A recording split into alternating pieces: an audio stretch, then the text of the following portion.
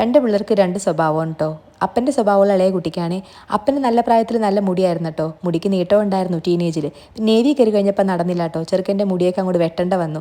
അതുപോലെ തന്നെ നമ്മുടെ ഈ സെറയുടെ കാര്യം. സെറയ്ക്ക് മുടി വളർത്തുന്ന ഇഷ്ടമൊന്നും അല്ലേ. പക്ഷെ നീട്ടം വെക്കുമ്പോൾ സ്കൂളിലൊക്കെ പോകുമ്പോണ്ടല്ലോ വെട്ടാൻ സമ്മതിച്ചിരുന്നില്ല. കള്ളം പറഞ്ഞു കൊണ്ടുവന്ന് വെട്ടിക്കുന്നതാണ് കേട്ടോ. പക്ഷേ വീഡിയോ എടുക്കുന്നതുകൊണ്ടിട്ട് നല്ല അനങ്ങാണ്ടിരിക്കുവാണേ.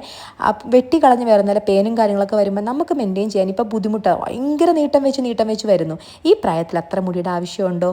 ഇല്ലല്ലോ. അപ്പോൾ കുറച്ചും കൂടി ഞാൻ വെട്ടിക്കൊടുത്തു കേട്ടോ. പിന്നെ ഇവക്കുട്ടിക്കാണെങ്കിൽ അങ്ങനെയല്ല, മുടി അങ്ങനെ വളർത്തുന്ന ഇഷ്ടമല്ല. പക്ഷേ അവൾ നല്ല രീതിയിൽ മുടിനെ കെയർ ചെയ്യുകയും ചെയ്യും കേട്ടോ. ചെറുതിലെ ഞാൻ അങ്ങനെയായിരുന്നേ. എനിക്ക് മുടി ഇഷ്ടമല്ലായിരുന്നു കേട്ടോ. അങ്ങനെ ഞാൻ വെട്ടി കളയായിരുന്നു. അപ്പോൾ എൻ്റെ മുടിക്ക് ഭയങ്കര ഉള്ളായിരുന്നു. ഈ കാണുന്ന പോലെയൊന്നും ആയിരുന്നില്ല കേട്ടോ. മുടിക്ക് നല്ല ഉള്ളായിരുന്നു കേട്ടോ. അപ്പോൾ ഞാൻ എന്തോ ചെയ്യും, ഇടയെന്നൊക്കെ വെട്ടും. കുഞ്ഞു ക്ലിപ്പും ക്യൂട്ടായിട്ടുള്ള ക്ലിപ്പും കാര്യങ്ങളൊക്കെ വെട്ടാൻ വേണ്ടിയിട്ട്. അപ്പോൾ അതൊക്കെ ഒരു കാലമായിരുന്നു. ഇപ്പോൾ നമ്മളൊരു മുടിക്ക് വേണ്ടി കൊതിക്കുന്നു. അന്നത്തെ കാലം ഓർക്കുമ്പോൾ ഉണ്ടല്ലോ, അന്നത്തെ അഹങ്കാരത്തിന് ഇന്ന് കിട്ടിയെന്ന് വേണം പറയാൻ. അപ്പോൾ അതെ മുടിയും കാര്യങ്ങളൊക്കെ വെട്ടി വന്നപ്പോൾ ലേറ്റ് ആയിട്ടോ. അങ്ങനെ അതേ ഫുഡ് കാര്യങ്ങളും കയറി കഴിച്ചു. പിന്നെ അതേ നമ്മുടെ നാച്ചുറൽസിലൊന്ന് കയറിയതാണ് കേട്ടോ. എനിക്ക് വലിയ താല്പര്യം ഉണ്ടായിരുന്നില്ല. ഞാൻ ഇവരുടെ അടുത്ത് കുറച്ചീച്ച് എടുത്ത് കഴിച്ചു. ഡയറ്റൊന്നും അല്ല കേട്ടോ. എനിക്ക് എന്താണെന്ന് അറിയത്തില്ല. എനിക്ക് ഇവിടുത്തെ വലിയ കാര്യമല്ല കേട്ടോ. അങ്ങനെ നമ്മൾ നേരെ വീട്ടിലേക്ക് വെച്ച് പിടിപ്പിച്ചു. അപ്പൊ ഞങ്ങള് വീട്ടിലെത്തി കേട്ടോ. ചെറിയ യാത്രയെല്ലാം കഴിഞ്ഞെത്തി. യാത്രയൊന്നും എല്ലാം മുടിവെട്ടിട്ടൊക്കെ എത്തി. അപ്പൊ നമുക്ക് ഇനി പല്ലേക്കാം. ഇത്രയധികം മധുരവും മസാല ദോശയൊക്കെ കഴിച്ചതൊക്കെ അല്ലേ, വായിലൊക്കെ നല്ല രീതിയിൽ പ്ലേറ്റ്സ് ഒക്കെ ഡെവലപ്പ് ചെയ്യാൻ ചാൻസ് ഉണ്ട്. കുറച്ച് ഓരോ ഹൈജീന് കുറച്ചൊക്കെ ഇമ്പോർട്ടൻസ് കൊടുക്കാൻ. അപ്പൊ ഞാനിപ്പോ നോർമൽ ആയിട്ടുള്ള ടൂത്ത് ബ്രഷ് യൂസ് ചെയ്ത് സ്റ്റോപ്പ് ചെയ്തിട്ടുണ്ട്. ഞാനിപ്പോ ഒരു ഇലക്ട്രിക് വൈബ്രേഷൻസ് ഉള്ള നമ്മളുടെ Agaro cosmic plus sonic electric toothbrush ആണ് കേട്ടോ ഞാനിപ്പോ യൂസ് ചെയ്തുകൊണ്ടിരിക്കുന്നത്. അടിപൊളിയാണ്. ഞാനിതിന്റെ റിവ്യൂ ഒന്ന് പറയാം കേട്ടോ. അപ്പം കണ്ടോളൂ. അപ്പൊ ഞാനൊരു കാര്യം ആദ്യമേ തന്നെ പറഞ്ഞോട്ടെ. ഇത് പർച്ചേസ് ചെയ്യുന്നവരാണെന്നുണ്ടെങ്കിൽ, എഗാറോന്റെ ഈ cosmic plus sonic electric toothbrush purchase ചെയ്യുന്നവരാണെന്നുണ്ടെങ്കിൽ ഇതിന്റെ വാറണ്ടി രജിസ്റ്റർ ചെയ്യാൻ വേണ്ടിയിട്ട് within 10 days from the date of purchase. ഇപ്പൊ നമ്മൾ ഇന്ന് പർച്ചേസ് ചെയ്യണമെങ്കിൽ എന്നിട്ടൊരു 10 ദിവസത്തിനകം ഈ QR കോഡ് ഒന്ന് സ്കാൻ ചെയ്തിട്ട് അതിന്റെ ഫോംസും ഫോർമാലിറ്റീസ് ഒക്കെ ഒന്ന് മീറ്റ് ചെയ്യണം. എങ്കിൽ മാത്രമേ ആ 1 year വാറണ്ടി നിങ്ങൾക്ക് കിട്ടത്തുള്ളൂ കേട്ടോ. അപ്പൊ അത് മറക്കരുത്. ചിലവര് അത് ചെയ്യാതെ എഗാറോനെ കുറ്റം പറഞ്ഞിട്ട് കാര്യമില്ല കേട്ടോ. അപ്പൊ നമുക്ക് ഇനിയിപ്പം ഓരോരോ കാര്യങ്ങളിലേക്കൊക്കെ പോവാം. ഇതിൽ വന്നിട്ട് ബോക്സ് ഓപ്പൺ ചെയ്യുമ്പോൾ ഫസ്റ്റ് അതിനൊരു യൂസർ മാനുവൽ ഉണ്ട്. അതിൽ നമ്മൾ സ്കാൻ ചെയ്യേണ്ട എഗാറോന്റെ കോഡും ഞാൻ നേരത്തെ പറഞ്ഞ ഡീറ്റെയിൽസ് ഒക്കെ ഉണ്ട്. 1 year വാറണ്ടി ആണ് നമുക്ക് കമ്പനി പ്രൊവൈഡ് ചെയ്യുന്നത് കേട്ടോ. പിന്നെ അതെ നല്ല അടിപൊളി ബോക്സിലാണ് ഇത് വരുന്നത്. പിന്നെ അത് ഓപ്പൺ ചെയ്യുക. ഇതാണ് ഇതിന്റെ മെയിൻ ബോഡി. നമ്മുടെ ബ്രഷിന്റെ ബോഡിയാണ് ഇത്.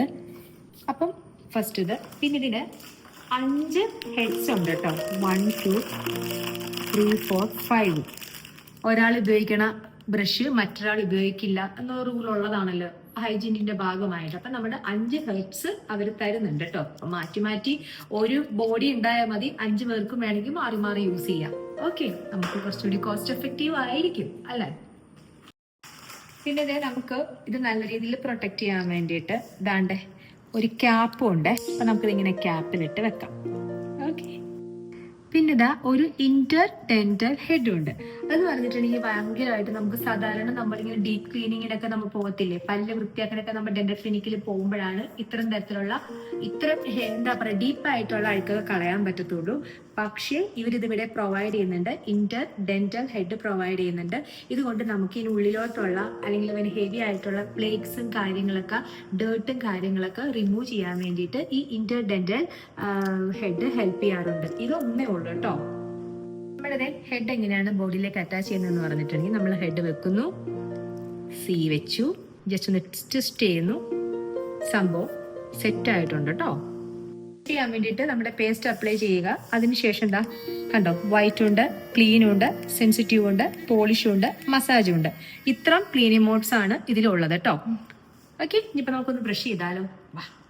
ഇതിന്റെ ബ്രസിൽസ് ഒക്കെ നല്ല സോഫ്റ്റ് ആണ്. അപ്പൊ നമുക്ക് ഭയങ്കര ഒരു ഹാർഡ് ആയിട്ടുള്ള ഫീലോ അല്ലെങ്കിൽ നമുക്ക് എന്താ പറയുന്നത് ഒത്തിരി നമുക്ക് ഫോഴ്സ് കൊടുത്തിട്ട് പല്ല് തേക്കേണ്ട ആവശ്യമോ ഒന്നും തന്നെ ഉണ്ടാവില്ല.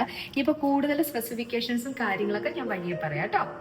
നമ്മുടെ ബ്രഷിൽ പേസ്റ്റ് അപ്ലൈ ചെയ്തിട്ട് മൗത്തിലേക്ക് വെച്ചതിന് ശേഷം മാത്രം ബട്ടൺ ഓൺ ആക്കുക കേട്ടോ. ഇല്ലെങ്കിൽ വൈബ്രേഷൻ കൊണ്ടിട്ടുണ്ടല്ലോ പേസ്റ്റ് തെറിച്ചു പോവും. എനിക്ക് സംഭവിച്ചു, അതുകൊണ്ടിട്ടാണ് കേട്ടോ ഞാൻ പറഞ്ഞത്. രണ്ടാമത്തെ കാര്യം എന്ന് പറഞ്ഞിട്ടുണ്ടെങ്കിൽ 40,000 സ്ട്രോക്സ് പെർ മിനിറ്റ് ആണ് ഓരോ ബ്രഷിംഗ് ടൈമിലും നമ്മളുടെ ഈ ഒരു ബ്രിസിൽസ് ആ ഒരു സംഭവം മൂവ് ചെയ്യുന്നത്, ആ ഒരു ബ്രഷ് മൂവ് ചെയ്യുന്നത്. അപ്പം അത്ര അധികം പ്ലേക്സും ഡേർട്ടും കാര്യങ്ങളൊക്കെ റിമൂവ് ചെയ്യുന്നുണ്ട് കേട്ടോ. നോർമൽ നമ്മൾ ബ്രഷിങ്ങിൻ്റെ സമയത്ത് നമ്മൾ ബലം കൊടുക്കുമ്പം അതിൻ്റെ കൂടെ തന്നെ പിന്നീട് ഇനാമലും കാര്യങ്ങളൊക്കെ നഷ്ടപ്പെടാൻ ചാൻസ് ഉണ്ട്. പക്ഷേ ഇവിടെ ആ ഒരു 40,000 സ്ട്രോക്സ് എന്ന് പറഞ്ഞാൽ മോർ ദാൻ ഇനഫാണ്.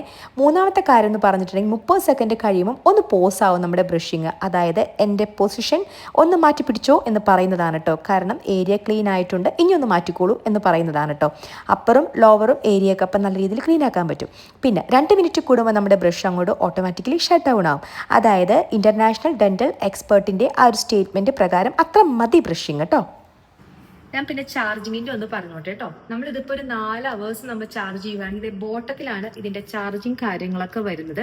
ഇപ്പൊ 4 hours നമ്മൾ ചാർജ് ചെയ്യുവാണെന്നുണ്ടെങ്കിൽ ഇതൊരു 25 days നമുക്ക് 2 നേരം ബ്രഷ് ചെയ്യാൻ പറ്റും കേട്ടോ.